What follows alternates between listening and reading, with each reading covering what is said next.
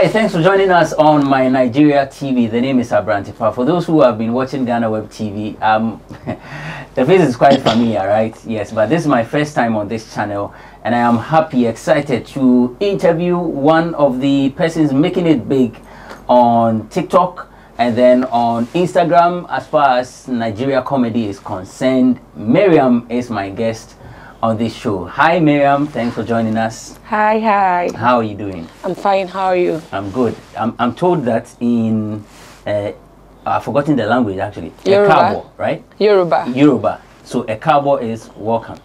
Okay. So if I say Ekabo, what would you say? Eshe. The Eshe is thank She you. dadani. Hey, that one they didn't say teach me. Adupe. Hope you're fine. Say we thank God. Okay, so let's start. Ekabo. Eshe. She dadani. Adupe.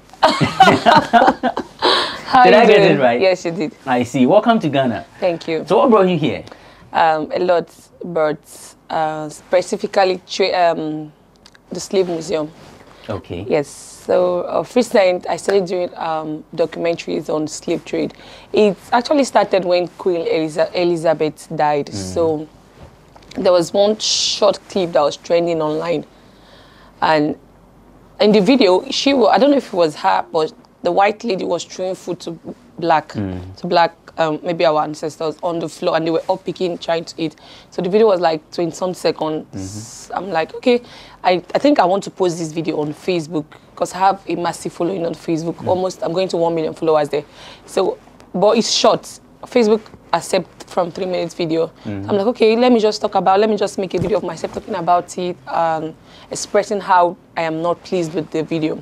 So, and I said, okay, sure, let me go to YouTube, search for slave trade and all of that. And then that's when I realized that there's a barracoon of slave trade in Badagry. So one day I was down and I was not motivated at all that day. So I now remembered, okay, let me do something interesting today. That's how I went to Badagry, and then I got a lot of information there that I didn't know. And I know through the videos, a lot of people were enlightened. Yes, a lot of people were like, okay, post more. And it was interesting, like it went viral.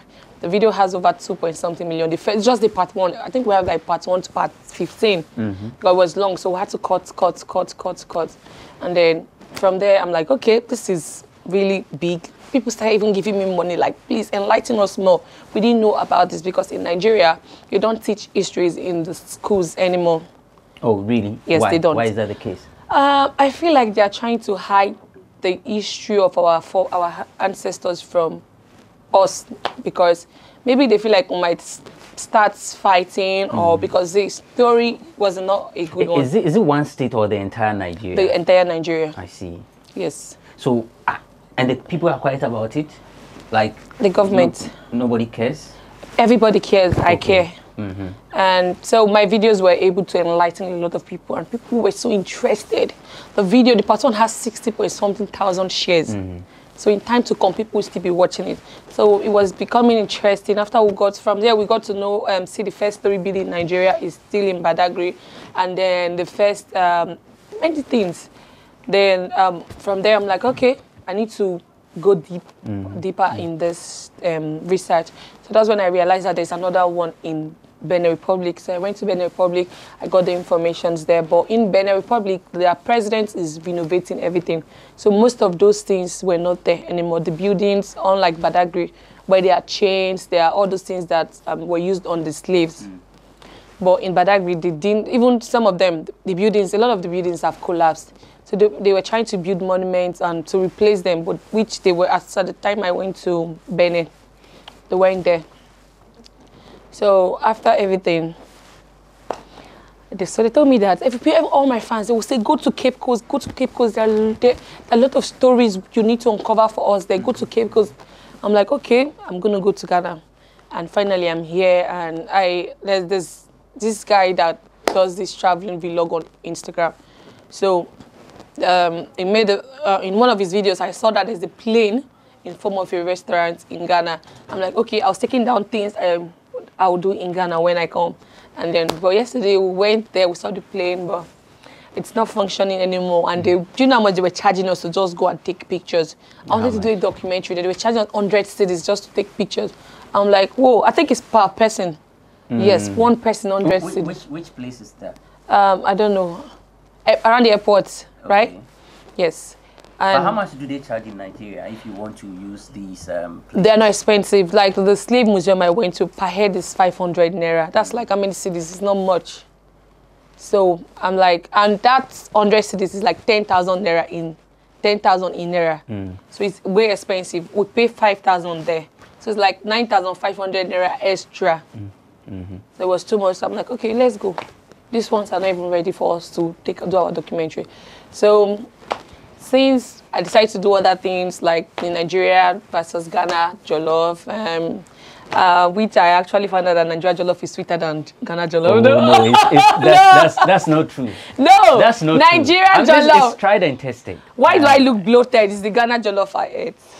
Yes, their Jollof is nice, but it's the one I ate yesterday was salty and I didn't really enjoy it. The one who prepared that jollof was not in a good mood. Who told you? I don't try to come up for you. The person was not in a good mood. We'll get you a proper Ghanaian jollof. Bring it now. How sure are we that even the one that prepared it is a Ghanaian? Bring it. Oh no, the guy is a Ghanaian. Oh really? Because the guy did not really prepare Nigeria. But Nigeria jollof is that anyhow you prepare it, it will still come out nice because it is Nigeria jollof. Oh, this one we will contest it. But the places that you've been so far, what would be your assessment of all these places in Ghana? Okay, first thing I observed when I landed was the good road network. Ghana has good roads. So far, I've not really, maybe they have bad roads, but I've not seen. And yeah, the few people I've met, they've been helpful. Yes, and unlike some places you go to, they'll be scared to help you because you are a visitor or something. So the people from the airport to everywhere, and everybody has been nice. Yes. So how but one thing, the cost of living here for us Nigerians is way too expensive. That one, they don't go there. It's too much. Don't go there. And somebody has advised me to stop converting in naira if I want to stay here because before I buy something, I'll convert. No. And the same thing actually happened to me. When I went to Dubai, anytime I wanted to buy something, then I'll convert. As soon as I convert to Ghana cedi, I'm like, Talina. It's too much. It's too much. Because around that time, so the dollar was moving up gradually. If it were today, I'm not sure I would have been able to, do purchase when I went. But I mean, the economy is very difficult. The standard of living is going up. The cost of living is high. People are complaining about fuel, basic things like food. Now, I mean, Kinke at first was 3 cedis. Now Kinke is 5 cedis. I mean, everything is going up. Everything is going. Is that a situation in Nigeria, or in your case, that it's worse? No, I don't think so. Okay. Like, I don't know how. For me, it's not that bad. Yes, but coming here, if I do not run back, it's going to be bad because in a day you can spend like 200,000 in Ghana, like in naira. But you can in this country you can spend. But in Nigeria, I cannot spend up to 50 to 100,000 daily. If it's to fuel my car, I'll buy fuel of 11,500 naira. I will fill my tank. It will carry me for 5 to 6 days. Then what do I want to eat that will cost me that much? When I got to Ghana, the first money I changed was 200,000. I wanted to buy dollar, but the dollar at the airport was very expensive. It was they said 840. I'm like, okay, maybe I'll just buy cedis when I land. And guess how much they gave me for 200,000 naira? They gave me 2,600 cedis. And they sold SIM card for me for 100 cedis, which is 10,000 in naira. In Nigeria, SIM card is free. And it's just all you have to do. SIM card is 100 cedis? They collected 100 cedis at the airport. Oh. Vodafone. I never knew that. We are sorry. No, you guys have to give me my money back. No, you don't have to be sorry. Just give me my money back. Really? Sally. So, the museum... what's the name of the museum? I forgot. You said museum, slave something? Yeah, Slave Trade Museum, Cape Coast. Yes. So, with a project that you want to do, that you said it was inspired by the video that you watched. Yes. What do you seek to achieve at the end of the day? Enlightenment. And ever since I started this, like, it has made me to start reading more, and it has really enlightened my the way I see things. if you watch my slave trade stories, the way you see the white people is going to change entirely. Not like in a violent way, but like knowing what they went through. Because the guy at the museum there actually demonstrated some of the things, the way our forefathers were treated, and with the shackles and all that. Yes. So if you watch them, your mentality is going to change. So I really want to know more. And since this research started, I've been diverting into different histories. Like I've gotten to know a lot of things about the Benin Kingdom, the Great Benin Kingdom, Igala, many kings, and even kings in a lot of kings. There's a king in Udwa. I don't know if you have seen Oman King. No. Okay, there's a place in Wida. It's called Wida in Benin Republic, where they were the slave masters came and took them away and blah blah blah. So at the end of the day, there's one particular king that refused to be a slave, that turned himself into a tree. So people go there now, even up to this second we're talking, people go there, pray to the tree. And you know, anything you believe in will work for you. And they say the tree answers them. Okay. Yes, so they just go there, worship the tree, follow my research, my documentaries, you would see those things. Yes. Not to take you back, but when you mentioned the history in Nigeria, you said they are not being taught in schools. Yes, yes. How long has that been? I think last year, it's at least 2 years now or so, I don't know. But when I was in school, I was taught history. Okay. Yes, but now they are not being taught, and which is not good. So that's why a lot of history students, they come to my page and they're like, please post more. They didn't teach us all these things in school. Please teach us more, teach us more. So I'm not like I was never a researcher. It was this whole thing that started making me do a lot of research. And trust me, my head is now hot. I feel like I am now very sharp. Do you get? Because even my friends will be saying, new things. A lot. And I'm teaching, I'm imparting these things, I'm learning into people. With the exception of the wahala that you've enjoyed in Ghana. I mean, okay. That one. Beatrice will sort you out before we go. Thank you. Beatrice is looking like, why did you mention? Beatrice is like, what? She will sort you out before we go. Apart from that one, how challenging has it been? Have you faced any difficulties, or it's something that you can handle? I have not really faced any serious difficulty. The only issue I have been having is getting a car. Hiring a car is 400 cedis, but it's not worth it. So instead, I would rather do a cab. That's the only thing. And most times, when you book them, is the one booking the cabs, there will be no AC. And I'm like, whoa. That's why I didn't have to do makeup. Because if you make up under the sun, your face is going to be like, this place will be merry, this place will be cake. It's going on. So that's why I'm like, okay. That's the only one. Apart from that, nothing else. I am coping with the stress and all it comes with. Expenses. Yeah, I'm not complaining. You have any support from someone else? No. No organization is supporting. So everything you're doing is coming from your pockets. Then you must be rich. No, I'm not on TV.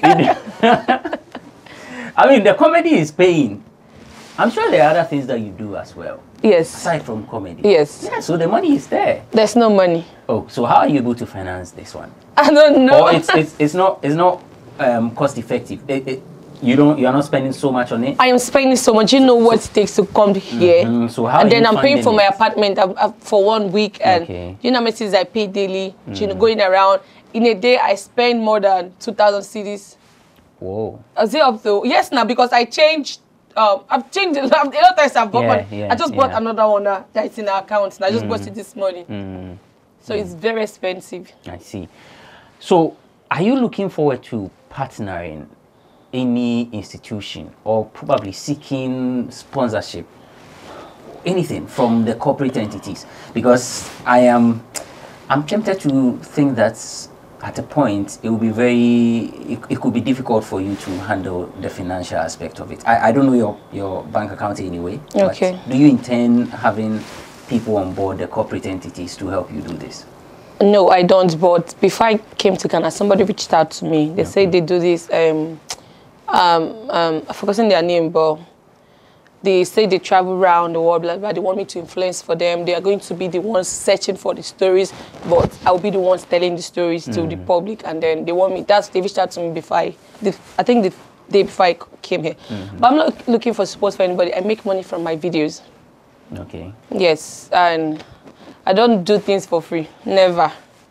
I make use of opportunities. If you start dragging me now, I'll start posting my YouTube link, or I'll start doing something that I know that that's an opportunity. Grab it immediately. I make negative. I turn negative situations into positive. Yes. So you don't worry about backlash? No, I don't. People are dragging on social media, trolling. It's normal. And all that. It's normal. We're humans. You must feel it, but make use of it. That opportunity, turn it into your own advantage. Don't lose guard, though. Hungry will catch you. How is the comedy industry in Nigeria? How is it like? I am proud of everybody there. Like, it's everybody. Everybody's growing. Everybody see them. They're buying cars. Everybody's buying houses. But people do not know how this started. Yes, people earn money from Facebook, YouTube, Instagram is paying some other people. Then adverts too. There are content creators that take like 2 million naira for one video advert. So I must say that I'm proud of everybody and how far we have come. Yes. There are instances, I've interviewed quite a number of people, and then even those that I have not, some of my colleagues have done that. And they mentioned that when they were getting into the showbiz industry, there were oppositions from the family, particularly the nuclear family. Was that the case for you?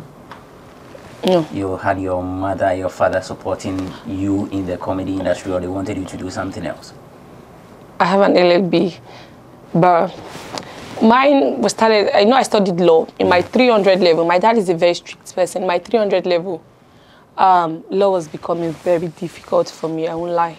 So I decided that, I don't want to be useless in this life. I have to do something that will make my father not to die of high blood pressure, because my father depended, was just on me. I needed to do something. So I started modeling. I didn't know what to do. I was confused. I was very slim. I started modeling. So there's one lady I told her, I'm a model, if you want to do this thing, that one. So one day she called me. She said, okay, come and be a queen, a judge in this pageantry I'm organizing. A son, whatever, in Nkommo. I went to Abrantepa University in Nkommo, Edo State. So she brought 2 Nollywood actors from. I'm an actor. I'm a versatile actor. I can't make you laugh like this. Yes, I act. I'm a method actor. I'm a very good actor. So she called some people from Nollywood, Asaba. They came, 2 Nollywood actors. So when they came, I was one of the judges too. The 3 of us just sat at the high table there, and they were judging other people that were modeling. So one of the other guys now said, he was going to come out and then they're going to play a song. He would like me to mime it. Let's just entertain our audience. I'm like, okay. So we came out, we did it where it was like, okay. So that was when the other man now said, do you like acting? I said, yes. And I said, okay, give me your number. I'm going to give somebody your number. That's how I gave one lady my number. And I used to live in Port Harcourt then. So when that session was over, I went to Port Harcourt home. So when I got there, I met with the lady. She gave me a waka pass, like one thing, even though she collected money from ours, but I just needed to do something. Do you understand? Yeah. I don't want to be wayward. I don't want to be used. I knew that law was not my thing anymore because it was coming to her in 300 level. So from there, other people started referring me. I was going to Oka. I was leaving school then. So after everything, I did my first skit in Oka. I had 30,000, so I'm like, okay, I don't want to spend this money. Let me use it to do something. So I shot a skit. When I went back to school, that's Brother Solo. Do you know Brother Solo? I've heard of him. Laugh Pills Comedy. Yeah. Yes, so I texted him. I'm like, what's up? Please, we're in the same school. Can we shoot? He was like, okay, come. I went to his place. We started doing skits together. So from there, anytime I go back home to Port Harcourt, I work with Angel Comedy. Yes, so that's how it was easy for me. When I relocated back after school, you know, now somebody that was struggling in school, I will not lie, I had some career bars because I was leaving school to go and act in Oka. And so after school, I graduated. Then it wasn't easy for me. I was still staying with my parents. And I'm like, no, I have to leave. I graduated at 22. I'm 26 now. So I graduated 2017. But I've been acting before I graduated. So when I graduated, I'm like, okay, I have to go back to Lagos because I was born in Lagos. That's why I went back to Lagos. I was staying with my cousin from there, different houses, different people. I was just passionate about acting. I never knew that law was not what God planned. It might still be what God planned for me, but God had another plan. So I started trying to text people, please, can I be in your skit? So Sabalo comedy, expert comedy, everybody started featuring me. That's when I started having that fame on Instagram. So I started getting a lot. There were times I slept on people's floor. There was no way, no room, nothing. And 1 week I was sleeping in 5 different places because nobody could accommodate me for too long. It was stressful for me. A lot of days I cried. I went hungry. Well, my mother wanted me not to go. So it was not easy for me at all. So from Instagram, if I get small money, I'll use it to buy clothes. I didn't have a house. I tried to buy a clothes to look good. So, you know, when you look good, people think that you're okay. And then if they want to dash you money, they'll consider that, this person is nice. I have to give this. So I get small money. I now got my first house, apartment then. It was like 250,000 in Naira. So from there, even when there was no bed in the house. I was just sleeping in the floor. I'm not supposed to say this, but that's the truth. There was no bed, there was nothing. One day I now got 28,000. I now bought one small phone. I was like that. Nobody knew. On Instagram, I was happy. I knew what I wanted. I knew what the future holds for me. So I was just pushing. I kept pushing. Even if I go to shoot, they don't pay me. I was just complaining to God because a lot of times, many people, I knew that they were giving me the face. It was just, that was what I wanted. I knew that my face would bring me money. I didn't have to do it for money because I had passion. I have passion for acting. So I didn't make it be about the money only. I needed to be out there. So, and this is me now. So I got a lot of followers on Instagram. It was 2020, my page even stopped growing. I would have gotten more than 1 million followers. I made a comment and Instagram shadow banned me for so long. I just left it. I just went to Facebook and my Facebook grew. In January, my page was like 50,000 followers this year. But this year is going to end and I'm going to like 900,000 followers. And my TikTok has over 700 or 800 followers. How does talking about these things make you feel? Does it make you emotional or it encourages you or is it a mixture of both? How is the feeling like? This is the first time I'm talking about it that I'm not crying. Because I'm on TV. I'm proud. Yes. No, you're going to make me emotional right now. I'm sorry. It's okay. Yeah. But congrats. You are really, really doing well. I'm sure your parents are proud of you now. They are. They call me like, I'm proud of you. Everybody says it in my family right now.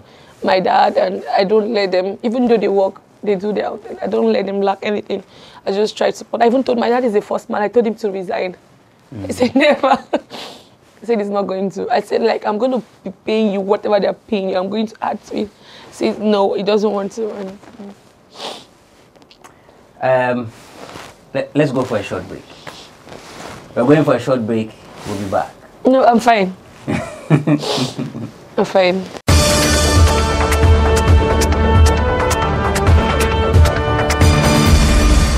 Welcome back. You're still watching my Nigeria TV, and my name is Abrantepa. My guest today is Mariam. She's Oyakhilome. Always had my surname. Oyakhilome. You see, the reason I try to escape it because you cannot pronounce it. Oh, you say Oyakhilome. Oyakhilome. Yes, that is it. Okay. Do you know what it means? Is, what does it mean? Suffering will never come close to me. Wow. Yes, like I'll never be poor. Did you ask your father why he gave you that name? That's my dad's name. Okay, so that's the family name, that's the surname. Yes. I see. My name is Mariam. Okay. Okay. Oyaki. See, let's stick to the let's stick to the Mariam. All right, let's go. Because the surname it will be very, and I don't like when I butcher people's names, you know. It's okay. Person's name is their dignity, so I don't like it when people do not pronounce my name very well. But I forgive you, it's fine. Yeah. Because you're not in Nigeria. How many siblings do you have? I have 6. 6? Yes. You are the first? No, I'm the third. Okay. How many? So boys? 5 girls, 6 girls and a boy. Myself inclusive. Really? Yes. And he's the last born. The last child. Then. I'm beginning to imagine how he would behave. No, it doesn't behave now. Women, it behaves like a man. He's the last born. Yes, it behaves like a guy, like a real guy. Sometimes I wonder, like, does he feel like he's older than you know? No, he doesn't feel that way. Sometimes we want to show our ego, want to feel superior and all those things. So even if you are older than we are, no, it's not like that. No, he doesn't. It's very respectful. Shout out to you, Israel. I love you so much. He's my best friend. We live together, so he has always been with me all his life. Okay. So we're closer. He's supposed to be here with me, but is he picking some traits from you? Yes, the guy is talented, even more than myself. When he was 14, he shot a video for Sheyi Awolowo's kids. The guy knows how to, I think he was 13. He knows how to use phones, do a lot of things, even VFX, all those special effects. He learned them on YouTube. He's very smart, and he plays ball very well. Oh. Yes, I even registered him in one football academy. He wants to take Nigeria to the World Cup. Yes, he's very good at it. Really? So he plays for, does he do professional football? I registered him, but the coach complained that he can't do exercise, but he's very good at play. Okay. So he's skillful. Yes. He lacks pace. Is that the case? Okay, yes. Okay. How is female participation in your field in Nigeria like?